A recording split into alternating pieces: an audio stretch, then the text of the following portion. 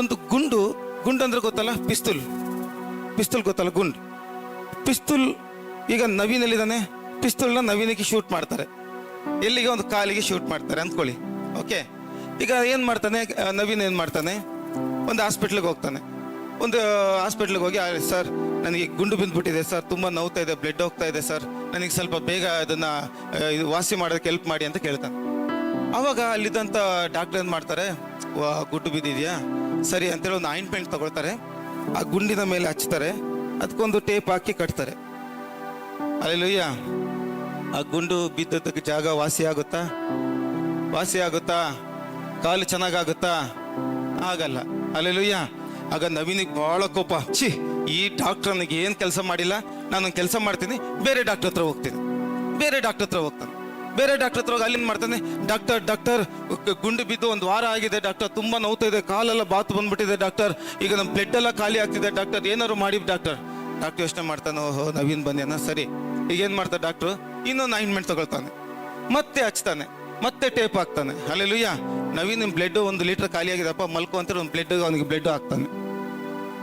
ಇಲ್ಲಿ ಬ್ಲಡ್ ಹಾಕ್ತಾನೆ, ಇಲ್ಲಿ ಕಾಲು ಊತ ಬರ್ತಾ ಇರುತ್ತೆ, ಬಾವು ಬರ್ತಾ ಇರುತ್ತೆ. ವಾಸಿ ಆಗುತ್ತಾ ಹೇಳಿ? ಆಗಲ್ಲ. ಅದಕ್ಕೇನು ಮಾಡಬೇಕು, ಗುಂಡನ್ನ ಹೊರಗಡೆ ತೆಗೆದು ಆಮೇಲೆ ಆಯಿಂಟ್ಮೆಂಟ್ ಹಾಕಿದ್ರೆ ಅದು ವಾಸಿ ಆಗುತ್ತೆ. ಅಲ್ಲೆಲ್ಲೂಯ್ಯ. ಆದರೆ ಈ ಒಂದು ನಮ್ಮ ಪಟ್ಟಣದಲ್ಲಿ, ನಮ್ಮ ಊರಲ್ಲಿ, ನಮ್ಮ ದೇಶದಲ್ಲಿ ಒಂದು ಉಜ್ಜೀವನ ಬೇಕು ಅಂದರೆ ನಮ್ಮೊಳಗಡೆ ಒಂದು ಗುಂಡಿದೆ. ಅದೇನಂದ್ರೆ ಇಮ್ಯಾಜಿನೇಷನ್ ಅಂದರೆ ಒಬ್ಬ ವ್ಯಕ್ತಿ ಇನ್ನೊಬ್ಬ ವ್ಯಕ್ತಿಯನ್ನ ಯಾವ ರೀತಿ ತಿಳ್ಕೊಳ್ತಾನೆ, ಅದರ ಮೇಲೆ ಆ ವ್ಯಕ್ತಿಯಿಂದ ಅವನು ಸಹಾಯ ಹೊಂದ್ಕೊಳ್ತಾನೆ. ಇವತ್ತು ಆನಂದ್ ಬಗ್ಗೆ ನಾನು ಬರೋದಕ್ಕಿಂತ ಮುಂಚಿತವಾಗಿ 10 ಜನ ಬಂದು ಒಬ್ಬ ವ್ಯಕ್ತಿಗೆ, ಆನಂದ್ ಹಾಗೆ ಬ್ರದರ್, ಹೀಗೆ ಬ್ರದರ್, ಅವ್ರ ಮೀಟಿಂಗ್ ಚೆನ್ನಾಗಿರಲ್ಲ ಬ್ರದರ್, ಅಲ್ಲಿ ಏನು ಹೋಗ್ತೀರಿ ಬ್ರದರ್, ಹಾಗೆ ಹೇಳಿದಾಗ ನಿಮ್ಗೇನು ಅನ್ಸುತ್ತೆ? ಆ ವ್ಯಕ್ತಿ ಹತ್ರ ಯಾಕೆ ಹೋಗೋಣ ಬೇಡಪ್ಪ, ನಮ್ಗೆ ಬೇರೆ ಕೆಲಸ ಇಲ್ವಾ ಅನ್ಸತ್ರ? ಇಲ್ಲ. ದಯವಿಟ್ಟು ಹೇಳಿ, ನೀವು ರಿಪ್ಲೈ ಮಾಡಿ, ನನ್ಗೆ ಗೊತ್ತಾಗುತ್ತೆ ಅನ್ಸುತ್ತೆ. ಅಂದ್ರೆ ಒಂದು ಇಮ್ಯಾಜಿನೇಷನ್ ಏನ್ ಮಾಡುತ್ತಂದ್ರೆ, ಈಗ ಆನಂದ್ ಏನೋ ಒಂದು ತಗೊಂಬಂದ, ರೆವಲ್ಯೂಷನ್ ತಗೊಂಬಂದಾನೆ, ನಿಮ್ಮ ಹತ್ರ ಬರ್ಬೇಕಾದ್ರೆ ಆನಂದಲ್ಲಿ ಏನೋ ಒಂದು ಇದೆ, ನಿಮಗೆ ಕೊಡ್ಬೇಕಂತ ಬಂದಾನೆ. ಅದು ನಿಮಗೆ ಆನಂದ್ ಮೇಲೆ ಬ್ಯಾಡ್ ಇಂಪ್ರೆಷನ್ ಇದೆ. ಆ ಬ್ಯಾಡ್ ಇಂಪ್ರೆಷನ್ ನಿಮ್ಗೆ ಏನ್ ಮಾಡುತ್ತೆ, ಆನಂದ್ ಕೊಡ್ಬೇಕಾದ ಒಂದು ಒಳ್ಳೆತನವನ್ನ ನೀವು ತೆಗೆದುಕೊಳ್ಳಕ್ಕೆ ನೀವು ಏನ್ ಮಾಡ್ತೀರಿ, ರಿಜೆಕ್ಟ್ ಮಾಡ್ತಾ ಇದ್ರಿ. ನಂಗೆ ಇದು ಬೇಡ.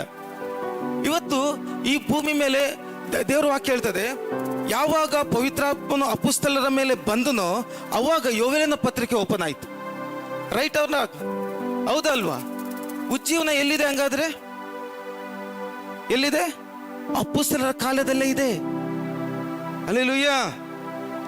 ಹಾಗಾದ್ರೆ ಅಪೊಸ್ತಲರ ಕಾಲ ಮುಗೀತು, ಅನೇಕ ಜನರು ಬಂದ್ರು. ಹಾಗಾದ್ರೆ ಬೈಬಲ್ ವಾಕ್ಯದಲ್ಲಿ ನಾವು ನೋಡ್ತೇವೆ, ಆ ದಿನಗಳಲ್ಲಿ 1000 ಜನ ರಕ್ಷಣೆ ಹೊಂದಿದ್ರಲ್ಲ, ಅವರೆಲ್ಲ ಹೋದ್ರು. ನಾನು ಹೇಳೋದು ಅರ್ಥ ಆಗ್ತಾ ಇದೆಯಾ? ನಾನು ಸಿಂಪಲ್ ನಿಮಗೆ ಏನೋ ಒಂದು ಹೇಳಿ ಇದು ಮಾಡ್ತಾ ಇಲ್ಲ, ನಿಮ್ಗೊಂದು ನಾಲೆಡ್ಜ್ ಅನ್ನ ತುಂಬ್ತಾ ಇದ್ದೀನಿ ನಾನು. ಅರ್ಥ ಆಗ್ತಾ ಇದೆಯಾ ನಾನು ಹೇಳ್ತಿರೋದು? ಆದ್ರೆ ಉಜ್ಜೀವನ ಅನ್ನೋದು ಪವಿತ್ರಾತ್ಮನು ಯಾವಾಗ ಪರಲೋಕ ತೆರೆದು ಈ ಭೂಮಿ ಮೇಲೆ ಬಂದನೋ ಆಗ್ಲೇ ಉಜ್ಜೀವನ ಪ್ರಾರಂಭವಾಯಿತು ಭೂಮಿ ಮೇಲೆ. ಉಜ್ಜೀವನ ಎಲ್ಲೂ ಇಲ್ಲ. ಆದ್ರೆ ನಮಗೆ ಆ ಉಜ್ಜೀವನ ಕೊಡುವ ಆತನ ಮೇಲೆ ಒಂದು ಬ್ಯಾಡ್ ಇಂಪ್ರೆಷನ್ ನಾವು ಕ್ರಿಯೇಟ್ ಮಾಡಿದ್ದೀವಿ. ಆ ಉಜ್ಜೀವನ ತರುವಾತ ನನ್ನ ಆ ಸರಿಯಾದ ಒಂದು ಮುಖವನ್ನು ಆತ ನಾವು ನೋಡಕ್ಕಾಗ್ತಾ ಇಲ್ಲ. ಯಾಕೆಂದ್ರೆ ಅನೇಕ ಜನರೇಷನ್ ಒಂದು ಕಡೆಯಿಂದ ಒಂದು ಕಡೆಗೆ ಆತನ ಒಂದು ಇಮೇಜೇಷನ್ ಅನ್ನ, ಆತನ ಸುಂದರತೆಯನ್ನ, ಆ ಒಂದು ರೆವಲ್ಯೂಷನ್ಗಳನ್ನ ಒಂದು ಭಾಗದಿಂದ ಒಂದೊಂದು ಭಾಗಕ್ಕೆ ಮುಚ್ಚಿಕೊಂಡು ಬಂದಿರುವವರಾಗಿದ್ದೇವೆ. ಉಜ್ಜೀವನ ಪರಲೋಕದಲ್ಲಿ ಇಲ್ಲ ರೀ. ಪರಲೋಕ ಖಾಲಿ ಇದೆ, ಉಜ್ಜೀವನ ನಮ್ಮಲ್ಲೇ ಇದೆ. ಉಜ್ಜೀವನ ಕೊಡುವ ಆತನು ಹೊರಗಡೆ ಇಲ್ಲ ರೀ, ಆತ ನಮ್ಮೊಳಗಡೆ ಇದ್ದಾನೆ.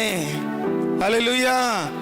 ಉಜ್ಜೀವನ ಆನಂದ್ ಬ್ರದರ್ ಬಂದ್ರೆ ಬರುತ್ತೆ ಅಲ್ಲ, ಯಾರೋ ಒಬ್ರು ಬಂದ್ರೆ ಬರುತ್ತೆ ಅಲ್ಲ, ಆ ಉಜ್ಜೀವನ ನಮ್ಮಲ್ಲೇ ವಾಸ ಮಾಡ್ತಾ ಇದ್ದಾನೆ. ಎಲ್ಲಿವರೆಗೂ ಆತನು ವಾಸ ಮಾಡ್ತಾನೆ? ಇಲ್ಲಿಂದ ಹಿಡಿದು ಅಲ್ಲಿವರೆಗೂ ಹೋಗುವವರೆಗೂ, ಆ ತಂದೆಯ ಬಳಿಗೆ ನಿಲ್ಲಿಸುವವರೆಗೂ ಆತ ನಮ್ಮಲ್ಲೇ ವಾಸ ಮಾಡ್ತಾನೆ. ಹಲ್ಲೆಲೂಯಾ. ಯಾಕೆಂದ್ರೆ ಆ ಉಜ್ಜೀವನ ಕೊಡುವಾತನ ಒಂದು ಇಮ್ಯಾಜಿನೇಷನ್ ನಮ್ಮ ಲೈಫಲ್ಲಿ ಏನಾಗಿದೆ ಅಂತ ಹೇಳಿದ್ರೆ, ಅದು ಕಷ್ಟಗಳು, ಸಮಸ್ಯೆಗಳು, ಡಿಪ್ರೆಷನ್ಗಳು ಬಂದಾಗ ನಮ್ಮ ಕುಟುಂಬದಲ್ಲಿ ಅದನ್ನು ನಾವು ಮರ್ತು ಬಿಟ್ಟಿದ್ದೀವಿ. ಪೇತ್ರ ಇಳಿದು ಬಂದ, ಕಷ್ಟಗಳು ಬಂತು, ಸಮಸ್ಯೆಗಳು ಬಂತು, ಆ ಒಂದು ಬಿರುಗಾಳಿ ಬಂತು. ಆ ಸಮಯದಲ್ಲಿ ಪೇತ್ರ ಮರ್ತ್ಬಿಟ್ಟ. ಅವನು ಉಜ್ಜೀವನದ ಒಂದು ದಾರಿಯನ್ನ ಆತನು ಮರ್ತ್ಬಿಟ್ಟ.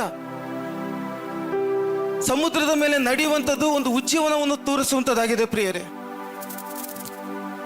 ಯಾವಾಗ ಪೇತ್ರನು ಆ ನಡೆಯುವುದಕ್ಕೆ ಪ್ರಾರಂಭ ಮಾಡ್ತಾನೆ, ಕಷ್ಟಗಳು ಬರುವಾಗ ಮುಂದೆ ಯೇಸು ಇರುವುದನ್ನು ನೋಡಿ ಬ್ಯಾಡ್ ಇಮ್ಯಾಜಿನೇಷನ್ ಅನ್ನು ತಂದುಕೊಂಡ. ಇವತ್ತು ಯೇಸುವನ್ನು ದೆವ್ವ ಎಂಬುದಾಗಿ ಕರೆಯುವುದಕ್ಕೆ ನಿಂತುಕೊಂಡ್ರು ಶಿಷ್ಯರು. ಬಿಕಾಸ್ ಯಾಕೆಂದ್ರೆ ಬ್ಯಾಡ್ ಇಮ್ಯಾಜಿನೇಷನ್ ನಮ್ಮಲ್ಲಿ ಕ್ರಿಯೇಟ್ ಆಗಿದೆ. ದೇವರನ್ನು ಕುರಿತು ಒಂದು ನಿಜವಾದ ಚಿತ್ರಣ ನಮ್ಮ ಜೀವಿತದಲ್ಲಿ ದೇವರ ಒಂದು ಉಜ್ಜೀವನಕ್ಕೆ ಅದು ತಡೆಯಾಗಿದೆ ಪ್ರಿಯರೇ. ಹಲ್ಲೆಲೂಯಾ. ನಾನು ಇವತ್ತು ಹೇಳ್ತೇನೆ, ನಿಮ್ಮ ಮುಂದೆ ಇರುವಂತ ಒಂದು ತೆರೆ ಇದೆ. ದೇವರನ್ನ ಕುರಿತು ಆ ಸುಂದರ ಮುಖವನ್ನು ಇವತ್ತು ನೀವು ನೋಡ್ತೀರಿ, ಸುಂದರ ಮುಖವನ್ನು ನೋಡ್ತೀರಿ. ನಾನು ಅಲ್ಲಿಂದ ಇಲ್ಲಿಗೆ ಬಂದಿರುವುದು ಯಾವುದೋ ಒಬ್ಬ ವ್ಯಕ್ತಿಯನ್ನು ತೋರಿಸುವುದಕ್ಕಾಗಿ ಎಲ್ಲ ಪ್ರಿಯರೇ, ಆ ಸುಂದರವಾದ ಯೇಸುವನ್ನು ತೋರಿಸುವುದಕ್ಕಾಗಿ ಬಂದಿದ್ದೇನೆ. ಯಾವಾಗ ಸುಂದರವಾದ ಯೇಸುವನ್ನು ನೋಡ್ತಿರೋ, ಉಜ್ಜೀವನ ನಿಮ್ಮ ಮನೆಯಲ್ಲಿ, ನಿಮ್ಮ ಕುಟುಂಬದಲ್ಲಿ, ನಿಮ್ಮ ಸೇವೆಯಲ್ಲಿ ಟಕ ಟಕ ಟಕ ಟಕ ಟಕ ಟಕ ಟಕ ಟಕ ಓಪನ್ ಆಗ್ತದೆ. ಇದಕ್ಕೆ ಬೇರೆ ಏನೇ ಇಲ್ಲ. If you like this video, please like and subscribe to Vision TV and share it with your friends and family.